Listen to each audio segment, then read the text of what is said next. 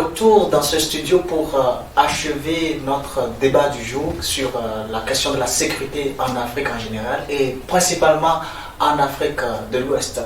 Alors, Monsieur James Baldé, tantôt je vous avais coupé la parole, donc je vous donne maintenant la latitude de mentionner les faiblesses de nos armées, parce que je vois que ce sujet-là, cette question vous tient beaucoup à cœur. Oui, ça me tient vraiment à cœur parce que j'essaie de relever quelques petits points qui sont très importants par rapport à cette question de faiblesse de nos armées. Parce qu'aujourd'hui, nous ne sommes pas sans savoir que les armées africaines n'ont pas reçu une bonne formation de base. Monsieur James, je vous fais une confidence. Je parle d'un pays que je connais. Okay? La plupart des pays africains ne mettent dans l'armée que les pires délinquants. Chose qui ne doit pas se faire. C'est-à-dire, normalement, mettez dans l'armée quelqu'un qui a 2 ou 3 fois l'intelligence d'une personne lambda. Il sait ce qu'il fait. Il faut-il un extraterrestre pour faire l'armée? pas un extraterrestre, mais je vais dire, faire l'armée, ça doit être une vraie sélection. C'est la crème de la population qui doit accéder dans l'armée. C'est eux qui doivent détenir des armes. Tu prends une arme, tu donnes à quelqu'un dont la logique ne tourne pas en rond. Donc je pense que moi j'ai essayé, ce point j'y tiens parce que ça part de là. Okay? Aujourd'hui, nos armées sont vraiment mal formés. C'est vrai qu'on est en train de faire des combats, c'est vrai qu'on est en train de contrarier ou de contrecarrer des attaques, c'est vrai qu'on est en train de faire ceci et cela, mais je me dis que si ils avaient reçu une très bonne formation, si l'armée était bien cadrée, il y a beaucoup de choses qui ne seraient pas arrivées aujourd'hui en Afrique. Par rapport à la France et les grandes puissances qui sont en train de se servir de l'Afrique, c'est à l'Afrique de prendre conscience. C'est à nous jeunes aujourd'hui, c'est à nous jeunes africains, c'est notre devoir de raisonner dans le bon sens et de sortir de l'Afrique de cette ornière. Donc c'était un peu ça ce que j'avais à dire par rapport à ce sujet, M. James. Merci beaucoup de votre intervention, M. Diapenda. Nous avons écouté votre co-invité de ce débat. Il a été clair, il a même été un peu en désaccord avec vos précédents propos, mais on ne va pas revenir là-dessus puisque là on est libre de s'exprimer. Moi je vais vous dire en une phrase, on fabrique des armes et on veut la paix. Est-ce que c'est pas contradictoire, c'est pas paradoxal? Nous fabriquons des armes et nous voulons la paix. Effectivement, ça colle pas. On ne peut pas vraiment comprendre cela parce que si aujourd'hui il y a une guerre, c'est parce qu'il y a des armements, c'est parce qu'il y a des armes, parce qu'il y a des bombes, parce qu'il y a des militaires, il y a des mercenaires. Donc je pense que pour lutter contre cette crise, pour lutter contre c'est-à-dire l'insécurité, ou si nous voulons vraiment la réalité et d'avoir la paix dans le monde, c'est de lutter contre les puissances qui fabriquent les armes et qui les vendent aux pays pauvres. Parce que comme James vient de le dire, que nos armées sont mal formées, je pense qu'ils ne sont pas mal formés, nos armées, parce que l'armée africaine a toujours été une noble armée qui a défendu ses terres, sa nation. Mais s'il y a une politique où on est obligé de créer des guerres, c'est normal que nous constatons. Oui, l'armée n'a pas de choix parce que l'armée, elle exécute. C'est des ordres. On lui donne des ordres, elle exécute. Donc aujourd'hui, si des hommes politiques, quelqu'un qui n'a aucune expérience de l'armée, vient gouverner la nation et il voit ses intérêts vers l'Occident, toute proposition militaire, lui, ça serait facile pour lui d'accepter. Parce qu'il n'a pas fait, il ne sait pas qu'est-ce que l'armée vit. Et l'armée a toujours veillé sur la protection de nos biens et de la vie humaine dans nos nations.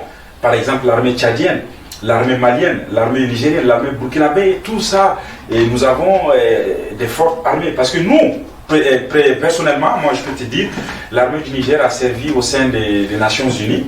Et l'armée a servi au sein de, comment on appelle, en Haïti, au Libéria, même en Côte d'Ivoire, dans la crise, pour faire revenir la paix. Donc, pour dire en résumé, c'est que ce n'est pas une question de faiblesse, mais juste des situations qui obligent, ou bien qui nous obligent à tirer de cette compétition. Exactement. Malgré aujourd'hui l'armada que nous constatons aujourd'hui, logistique, avec les bases militaires, avec trop d'expérience, avec trop de logistique, de compétences, mais le résultat est catastrophique dans le Sahel. Donc ce n'est pas un problème d'armée, mais c'est quelque chose que c'est comment on appelle, des ordres. C'est des ordres qu'ils reçoivent et l'armée ne peut rien faire face à ces ordres politiques.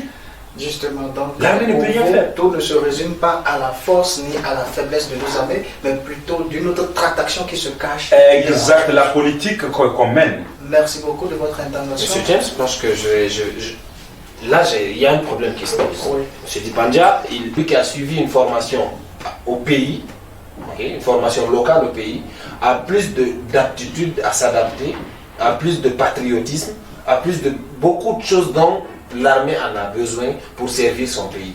Oui, mais c'est ça mon problème. S'il part pour la formation, c'est pas pour aller prendre tout ce qui est l'Europe, parce que nous n'avons pas les mêmes réalités, nous n'avons pas aussi les mêmes situations. Par exemple, l'Afrique et l'Europe.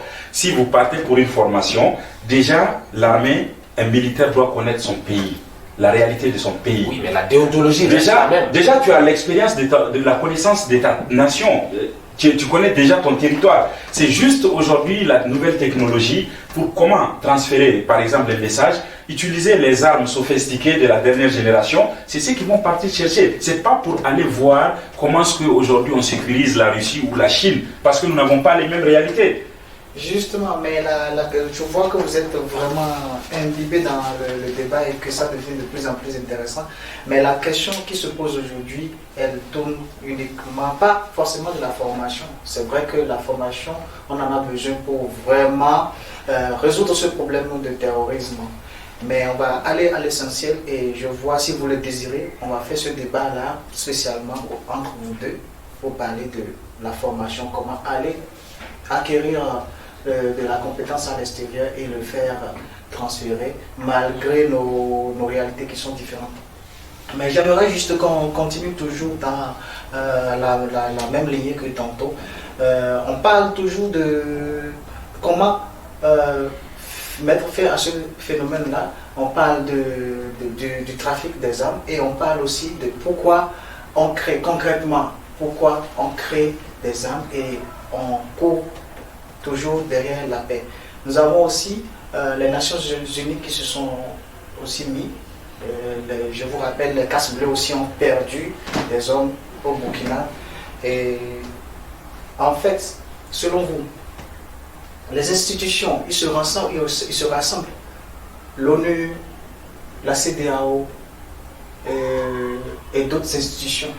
Toute une amarda d'institutions est contre un phénomène aujourd'hui, mais on n'y arrive pas. Qu'est-ce qui cloche concrètement, en une seule phrase, M. Diapenda? C'est juste la seule chose qui cloche, moi, selon mon point de vue, c'est que toutes ces institutions et tous ces organismes qui essayent donc de canaliser ou de cadrer ou d'abaisser cette tension, et c'est que chacun a une partie prise. Ce qui veut dire eux-mêmes, entre eux, ils ne s'entendent pas. L'Union européenne, et Nations Unies, et y compris même l'Union africaine. Donc il y a quelque chose qui n'est pas correct parmi eux. Eux-mêmes, ils ne se comprennent pas entre eux, entre les trois. Chacun défend un intérêt de son côté. Donc je pense que voilà, ils ne peuvent pas s'entendre sur la même chose. Parce qu'aujourd'hui, ce que la France désire, ce n'est pas ce que l'Afrique désire. Aujourd'hui, ce que l'Afrique désire, ce n'est pas ça que les Nations Unies désirent. Donc je pense que vous ne pouvez pas imposer aux gens, dire que vous allez venir stopper le terrorisme chez nous, et que chez vous c'est correct, or que c'est vous les terroristes. Parce que si aujourd'hui l'armée africaine prend ses bagages et allait s'installer en Europe, il y a la crise là-bas, il y a les gilets bleus et les gilets jaunes qui sont en train de crier, ils ont faim. Les Français même ils ont faim, ils n'ont même pas où dormir. Mais nous, on n'a jamais pris des militaires pour aller sécuriser, dire qu'il y a le terrorisme.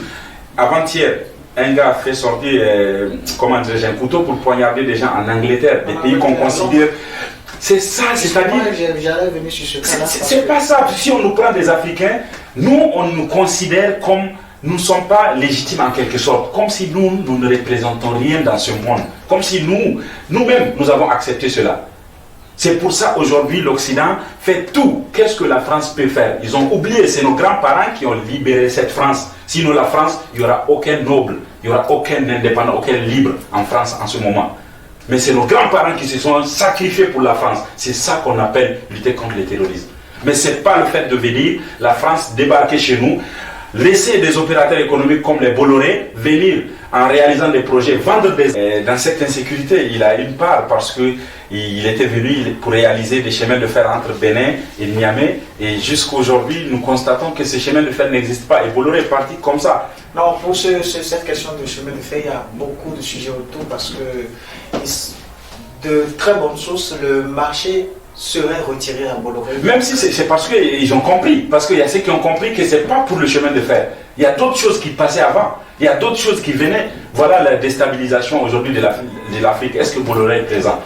La Libye qui a été détruite, on a parlé de la Libye. Quand la Libye a été détruite maintenant, est-ce qu'il y a l'OTAN? Est-ce que vous avez vu l'Occident s'est décidé de prendre toutes les responsabilités et des mesures pour aller au moins se mettre en place un gouvernement? Le terrorisme ne manque pas aussi en Europe, comme vous l'avez mentionné tout à l'heure, oui. Monsieur Baldry. Comment on peut expliquer ce phénomène-là où un terroriste, un soi-disant terroriste, poignarde 2 personnes à Londres, en pleine rue de Londres, et 2 morts. Et ce terroriste était vraiment muni d'une ceinture explosive. Comment on peut expliquer cela? Parce qu'eux, ils s'investissent en Afrique alors que le phénomène tape fort chez eux. Oui, vous savez, il y a une question d'interprétation de ce mot terroriste. Justement, c'est pour ça que ce soi-disant. Parce que moi, ce que je ne comprends pas, la France, qui s'invite en Afrique, crée des isanies, crée des polémiques, crée des concepts, comme je vous dis, pour faire leur business. Sinon, en termes d'insécurité, en termes de... Aujourd'hui, la France nous parle de droits de l'homme. Ils viennent pour sécuriser l'Afrique, ils imposent les droits de l'homme, ils imposent tel. On va parler de droits de l'homme aujourd'hui.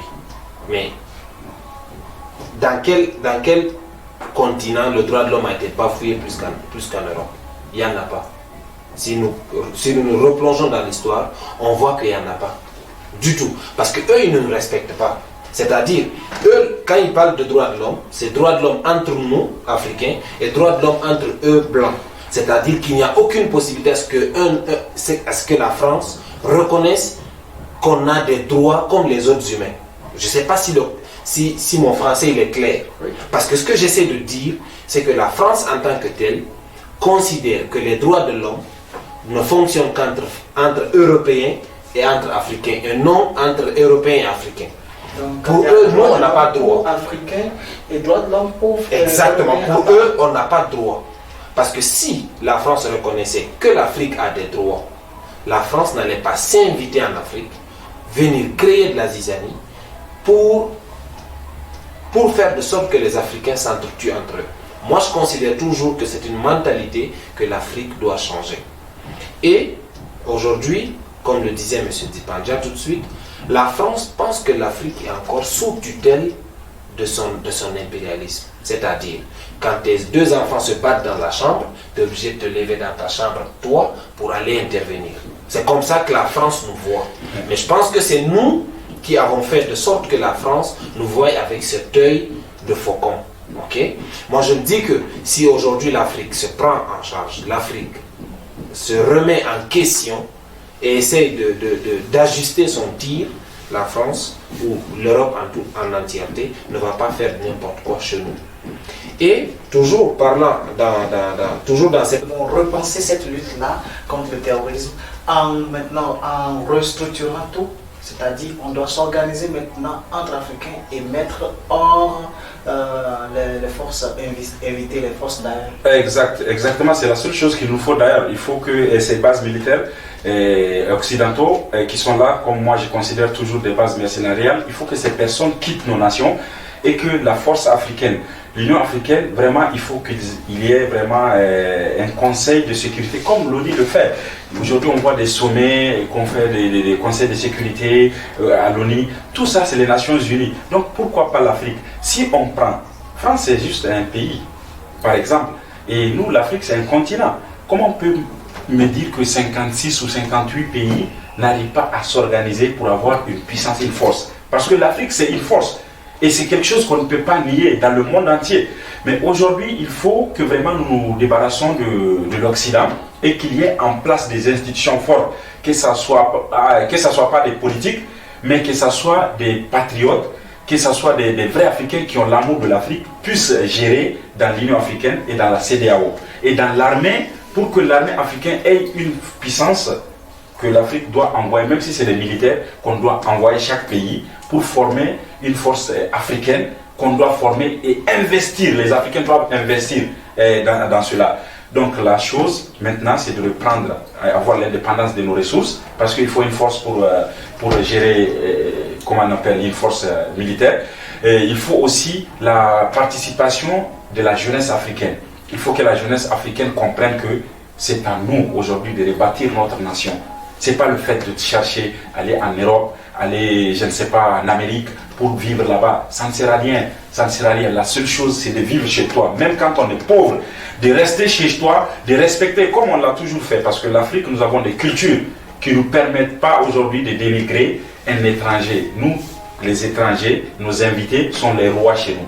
Que ce soit la couleur jaune, que ce soit noir, que ce soit blanc. Nous ne connaissons pas le racisme.